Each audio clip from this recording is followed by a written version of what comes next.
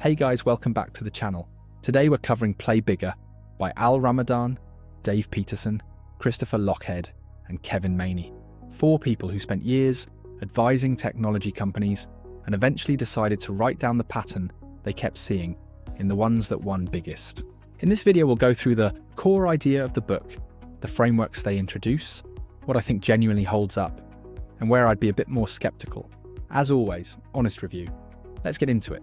The central argument of Play Bigger is that the most successful companies don't just build better products, they create entirely new categories of products. And the companies that define a category tend to capture a disproportionate share of the value.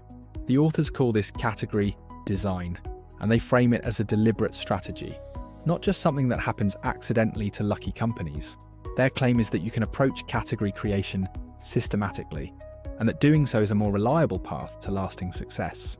It's a bold thesis, and it's worth examining carefully because the book makes it sound more straightforward than it probably is in practice. The core concept is what the authors call the category king, the company that doesn't just participate in a market but defines it. Their data suggests that in most technology markets, the category king captures somewhere around 70 to 80% of the total market value.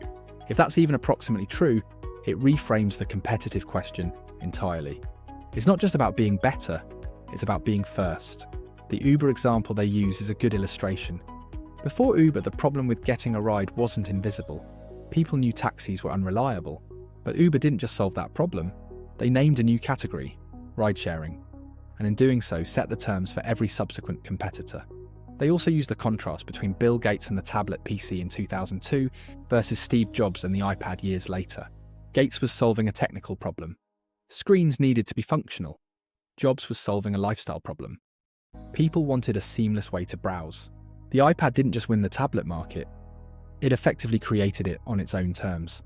One of the more interesting ideas in the book is around timing.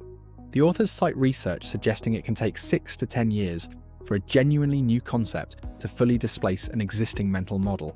That's a longer runway than most founders expect, and it has real implications for how you think about early traction, or the lack of it. The authors also emphasize the importance of having a clear point of view, a genuine perspective on why the world needs your category to exist. The Salesforce example is the one they return to most. In the early 2000s, Salesforce didn't just sell software. They declared the end of software. It gave analysts, press, and customers a story to tell, and that story pulled the category into existence faster than the product alone could have. The most practical tool in the book is what they call the lightning strike, a coordinated moment designed to establish your category all at once. Rather than gradual rollout, the idea is to create a single event, a product launch or a bold statement, that forces the market to pay attention. The broader takeaway is this: before worrying about tactics, get clear on what category you're trying to lead. What is the problem you're defining? Now, the honest part, because this book has some real weaknesses worth knowing about. The most significant issue is survivorship bias. Every company the authors use as an example, Uber, Salesforce, Tesla, is a massive success, but many others tried the same playbook and failed anyway.